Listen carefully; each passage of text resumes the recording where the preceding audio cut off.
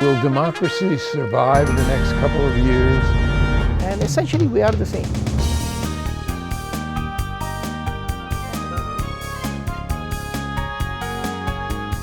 And there are so many needs that Minnesota has. What people are saying they need right now. Access to democracy is made possible by donations from the following organizations. Thomson Reuters, a global company with expertise and insight to unravel complex situations in the areas of law, tax, compliance, government, and media.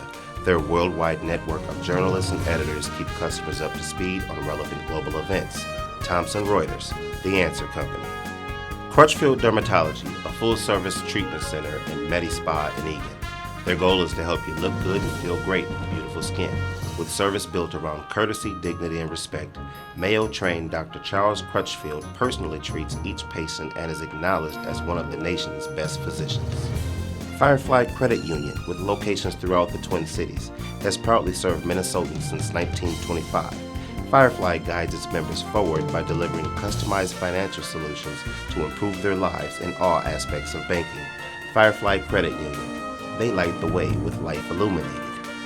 Edina Eye, Physicians and Surgeons, a division of Twin Cities Eye Consultants, has proudly served the Twin Cities for more than 55 years. Now in 7 convenient locations. Using the most advanced technology combined with human touch, Edina Eye offers comprehensive services but dedicated specialists committed to excellence with innovative procedures and expertise for the most advanced eye care. Hello, I'm Roxanne Meshar. Welcome to Access to Democracy. Thank you for joining us. We have a very interesting show planned for you today. We have 2 guests that are involved with theater, and theater is very big here in the Twin Cities and elsewhere. Our first guest is from Chicago, in fact, Judy Freed. Many of you who live in the southern suburbs were probably familiar with the musical Moms that ran a couple years ago and was very, very popular. One of the most best-selling musicals at the Ames Center Theater in Burnsville. So Judy Freed, who is the author of that musical, is joining us today from Chicago. Judy, welcome to Access to Democracy. Thank you. It's good to be here. And our second guest is Brad Donaldson, who also works with theater here in the Twin Cities. And he is the board president of the Chameleon Theater in Bloomington, and also was a director on the musical Moms when it was running at the Ames Center for the Performing Arts. So Brad, welcome to Access to Democracy. Thank you. Thank you for having us on. We're delighted you can be here. And I think it would be interesting for our viewers to begin with each of you sharing a little of your background, how you got into theater, and how you came to be doing this kind of work in theater. So I'm going to start with Judy. And why don't you share a little bit of your background and how you came to write musicals? And you, I noticed, title yourself a musical theater book writer. So at some point, perhaps we can learn what that is. Sure. So I got interested in writing musicals way back in high school. I was a band kid. I played the clarinet and the saxophone. I played in the pit orchestra for all the high school musicals. And I was actually the music director of an original musical that was produced every year by the high school students. So when I got out into the world, I joined a musical theater writers workshop at a theater called Theater Building Chicago, and came in as a composer and realized there were a lot of people better at it than I was. But what I was really good at was writing the scripts, and that's what the book writer does. The book writer writes the scripts. So I became a musical theater book writer and met a lot of great collaborators, and I've been writing musicals ever since. Another piece that for our viewers that we'll be talking about today is nonprofits and the link of nonprofits to theaters. So Judy, I know you are working for the Alliance for the Great Lakes in Chicago. So that's a nonprofit. Perhaps explain a little bit about Alliance for the Great Lakes and what they do. Sure. So the Alliance for the Great Lakes is an environmental nonprofit that works to protect the Great Lakes and clean water. And I'm the senior marketing manager there. Excellent, thank you. We'll come back to that later, that piece. For now, we'll focus on the theater piece. So I'm going to next turn to Brad Donaldson, and same for you. Share how you happen to get into theater work, and after that, maybe a little bit, I'll mention the nonprofit you're associated with, and we'll talk a bit about that. Sure. Well, mine started back as a sophomore in high school.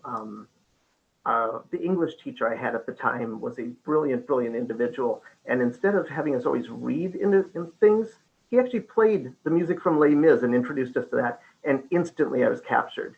And then he took it a step further. Instead of having to only read Shakespeare, he let the class either choose to write a paper or do a class project of the Scottish tragedy on our own, which of course, being high schoolers, were like, oh.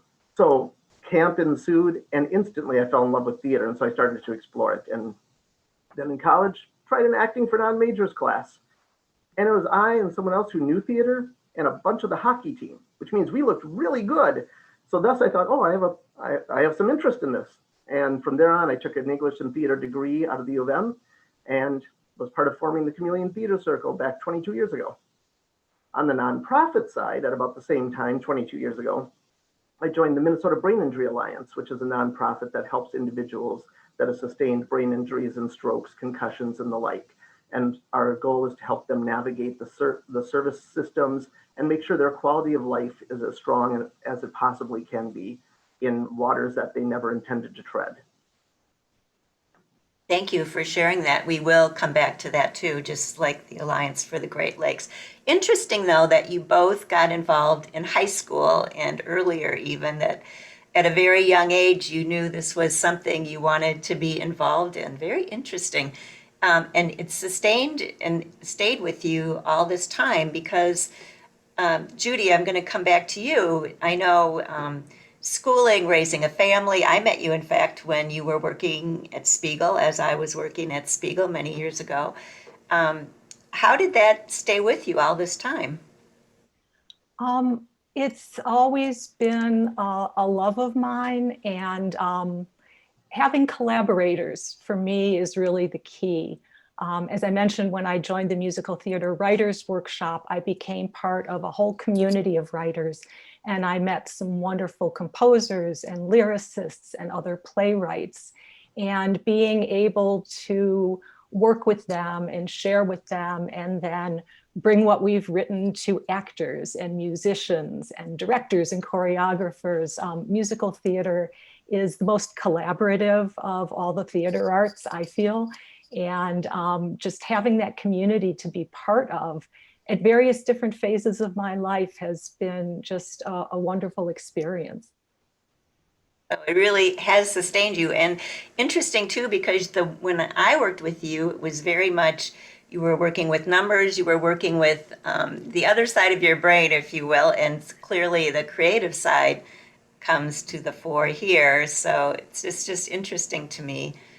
Although there's a lot of creativity in the business world too, it just comes out in a different way, I guess. But and then Brad, for you too, I know you have a family. So how did you continue with this in spite of all the other things that we do as we become adults and so forth?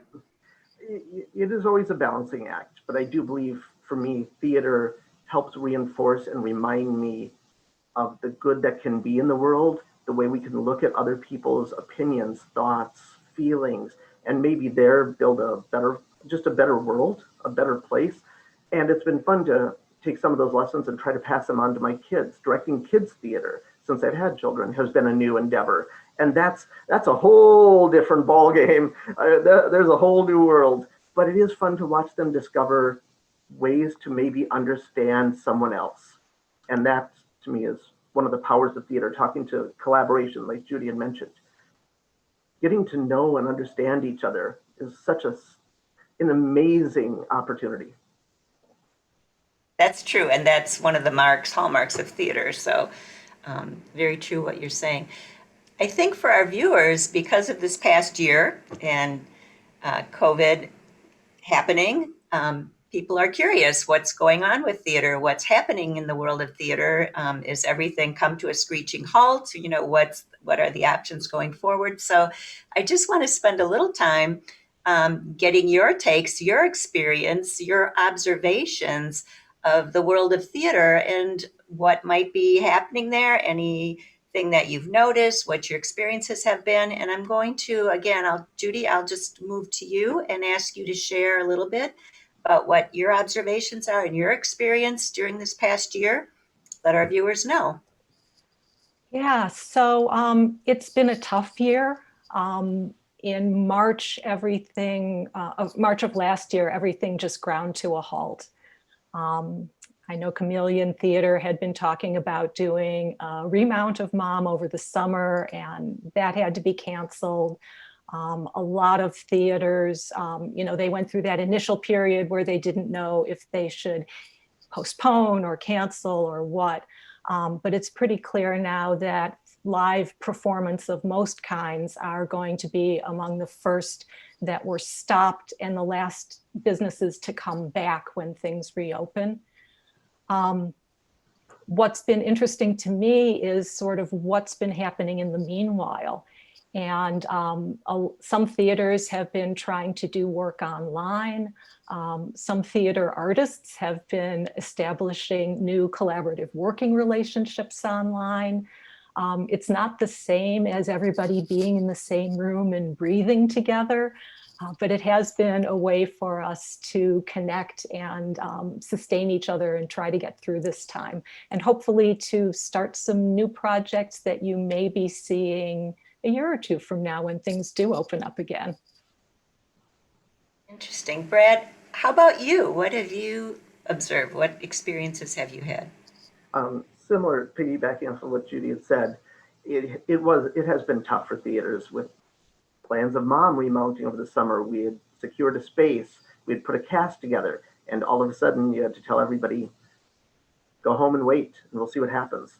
So that whole transition was tough, but I also agree, it's been fun to watch some of the new boundaries having to be pushed where things, and I think this is true both in theater and the business world, things that were viewed as never being possible, that could never work, we could never do that, having to be, well, we have to try because we have no other options.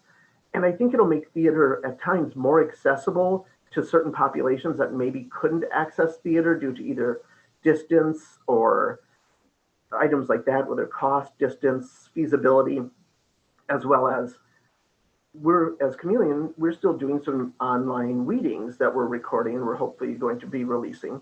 And my kids got to listen to me act in the room next door where they wouldn't have had that experience. And at one point they're like, wow, Dad, you sounded really mad. That was the show, that wasn't me, but thank you, I guess. But I do think it's created some new opportunities, and I do expect some artists will take some of this and look at whether more media pieces are used in theater moving forward, because there's always the multimedia endeavors, and I'm going to guess those will propagate even more as things move forward. I think that's probably true. And I just want to mention for viewers, for people who might not know, here in the Twin Cities, the St. Paul Chamber Orchestra does all of their concerts live streaming online for free. So if you go to their website, you can click and live stream, and then it's open to listen anytime afterward in their library. The Minnesota Orchestra does exact same thing. And also Vocal Lessons, you purchase tickets, but at a reduced price, and you can listen to their concerts live streaming also online. And then also Minnesota Jewish Community Theater has been doing shows and performances on Zoom online and doing quite well with it. We have watched them and it's just wonderful, very interesting. And you're right, Brad, people who might not have been able to get into the cities, or weather might have been a problem in December, January, or couldn't afford it. Many of these are reduced price or are absolutely free for at least during this time of COVID. And it just makes a lot of things accessible that were really not before. So it's very interesting. I think I want to move here a little bit and talk about your work with nonprofits. So we'll relate it to theater in a little bit, but Judy, I'm going to start with you. And you mentioned that you're doing work with Alliance for the Great Lakes. So tell us what Alliance is about, what they do, and we, of course, live on a Great Lake. The saying goes, it's superior, right? So anyway, we're part of that, in fact. So share more. So I guess I'll start with how I came to nonprofit work. Like many theater artists, I've always had a day job. And as Roxanne may have mentioned, I work in marketing, which is how we originally met over at Spiegel. And I did start out working mostly with for-profit companies. And several years ago, a friend of mine was on the board of directors at the Alliance for the Great Lakes, and they needed help with their marketing their educational curriculum. And I had done some marketing work in educational publishing, so I helped out. And I just loved being able to work with an organization that was trying to make a difference in the world. I was getting tired of worrying about how many pairs of shoes we were going to sell.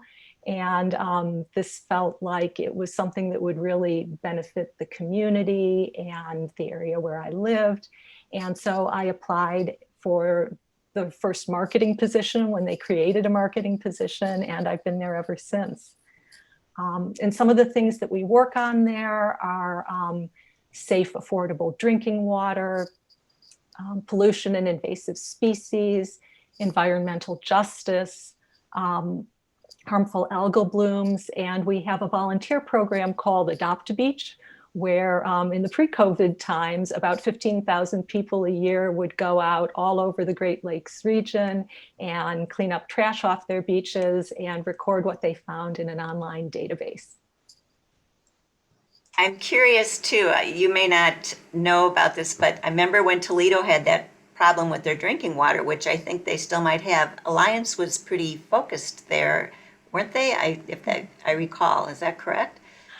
Yes, those are harmful. The cause of that was a harmful algal bloom that basically made it floated over the intake of their water system and made it so that people could not drink their tap water for about 2 days, and hundreds of thousands of people were affected. We have algal blooms in several other areas of the Great Lakes, and that is one of the issues that we've been working on. So really a wonderful organization that impacts all of us from where you are and all the way through to New York, and certainly through to Minnesota up into Canada. So very interesting. And right. I just want to give a shout out to the Adopt a Beach teams in Duluth. Go Duluth. That's good, yes. And I see you're on Instagram, I know, so I follow you there. Other people can follow Alliance for the Great Lakes there and see the teams that help keep the beaches clean and what they do. So the Adopt a Beach program, yeah.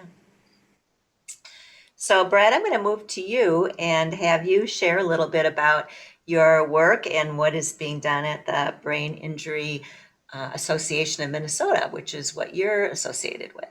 Correct.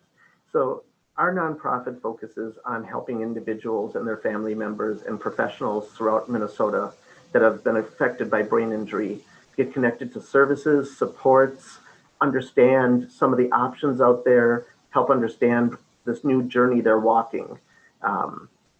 That brain injury is always unexpected and it's always life-changing, and they're never typical. Each brain injury has its own residuals, its own effects, its own circumstances that may shape a person's choices, accessibilities, and feasibilities in moving forward in life.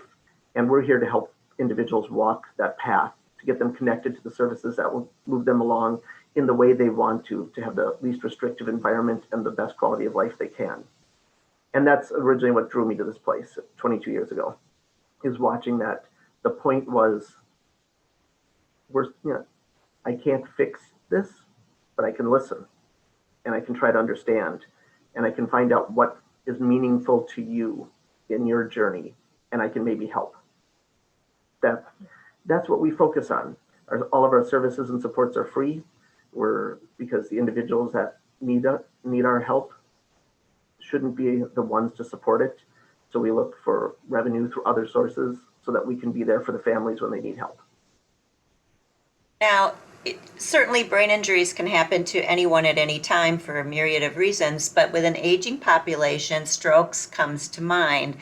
Um, any thoughts Stroke, on what happens there? yep. Stroke is a brain injury. That's actually how it's classified. And there's two different types of strokes: ischemic and hemorrhagic. Um, and so the residuals have their own pieces, but they are very similar to brain injury tracts. And stroke is on the rise. And in fact, stroke is on the rise in the truth of not only aging populations, but younger populations because it's becoming more identified. And one of the interesting facts with stroke currently is our medical systems have gotten so good, people are staying alive and surviving strokes. They're they're receiving TPA, which is a clot busting agent, within the 4 hours of prescription, and therefore doing better. But our service systems behind that are not necessarily equipped for this many people surviving. So that on the social services side, we're seeing struggles to find supports and systems for these individuals because they used to pass away. The medical systems have gotten so good. That's our next hurdle: is how do we make sure there's enough quality of life for individuals surviving stroke, that it's not one of the ends. It's not they passed away from cancer or stroke, or it's now a step in the road. And how do we make sure the road keeps continuing? Good. So yeah, that's going to be continuing to increase as we go forward, just as our Absolutely. population There's aging the links increases. of COVID now with stroke, with the clotting issues that come with some of the COVID discoveries. The science is still being looked at, but there are strong indications of the clotting issues tied to COVID, which result in stroke issues. Wow, I didn't even think about the connection to COVID, but that would be true. Yeah, yeah. So even younger people being affected Absolutely. unexpectedly. So we've talked about theater and we've talked about nonprofits, but I know both of you feel strongly that there's a definite link between theater and nonprofits. So I want to talk a little bit about that. And I think, Brad, this time I'm going to start with you just to change it up a little bit. But what is the connection for our viewers to help them understand? What's the connection between nonprofits and theater? I believe the connection is understanding and empathy. Theater is a way that we can view someone else's thoughts, feelings, ideals, perspective, and we can look at it through a different lens and hopefully gain understanding. And nonprofits typically exist for the betterment of something. And so if a nonprofit can use some of the techniques out of theater to tell their story, it makes it much more impactful and much more understandable to a community that may not have experienced it yet, but that could down the road, whether it be the understanding that drinking water just doesn't happen. It doesn't magically appear in that bottle on the shelf. There's actually issues that have to go into that to preserve that for 3 generations down the road. Brain injury. You don't understand maybe what a brain injury might be until you see a loved one go through it. And then it's the confusion and fear of what am I dealing with? And if we as a community can understand situations and other issues and have that initial thought that, oh, maybe that person isn't being rude or obnoxious. Maybe it's as simple as a brain injury and they don't know how to express their frustration right now, and therefore it comes out in this fashion. If we all had a little more patience and understanding for the causes nonprofits do, we probably would make the world move forward in a much better way. And nonprofits would be able to translate their message so much more strongly by not believing, oh, theater is something we don't do, we do this. No, we're all storytellers if we actually take the time to be. Thank you. That's very interesting and makes a lot of sense. And the two really can work hand in hand. I know, Judy, you have some thoughts on this as well, because likewise, you're very involved with a nonprofit and very involved as a musical theater book writer. So share a bit for our viewers your thoughts on this. Well, I think Brad just said it better than I possibly could. A couple of things I would add. Theater is about everybody coming into a room and sharing an experience together. So it is about creating a community, both the community that's putting on the show, which may last for a few weeks or longer, depending on what the show is, and the community that's in the room for every single performance. And I think nonprofits are trying to create community and serve community. And that's a big part of why we do what we do. We have just a couple minutes left. So Judy, I know you have contact information, and if our viewers would like to connect with you, what is the best way for them to do that? Perhaps your at your email and then your two website information. Sure. So by email, you can reach me at judy@judyfreed, FREED.com. At the Alliance for the Great Lakes, our website is greatlakes.org. And my musical theater writing website is judyfreed.com. Thank you. Brad, same for you. I can be found, the Chameleon Theater Circle can be located at chameleontheater.org. Information about the Minnesota Brain Injury Alliance can be found at braininjurymn.org. And you could email me at brad.d@braininjurymn.org. Good. And I just want to clarify for our viewers, the Chameleon Theater is Theater R-E?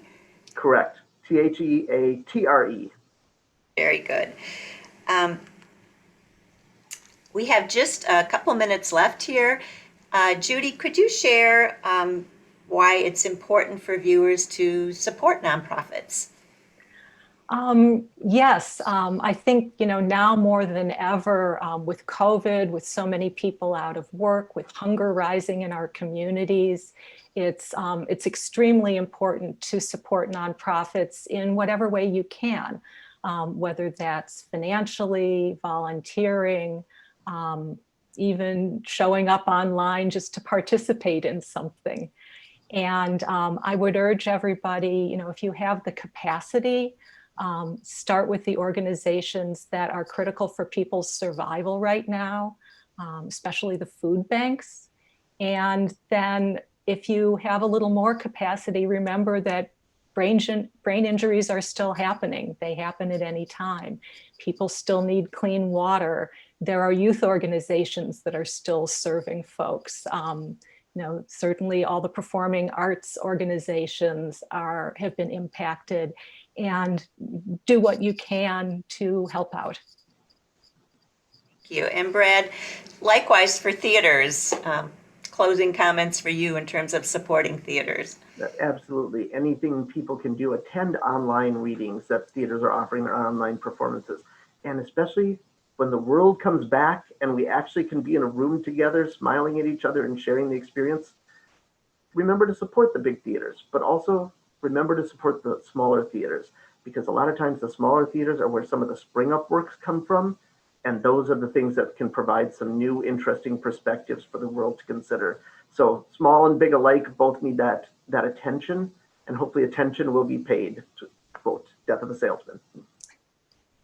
Thank you. I'm going to close now. It's been wonderful having you both on the show. We've had Judy Freed, a musical theater book writer from Chicago, Brad Donaldson, also involved in Chameleon Theater here in the Twin Cities, both working for important and impactful nonprofits. Thank you both for being guests on our show of Access to Democracy today.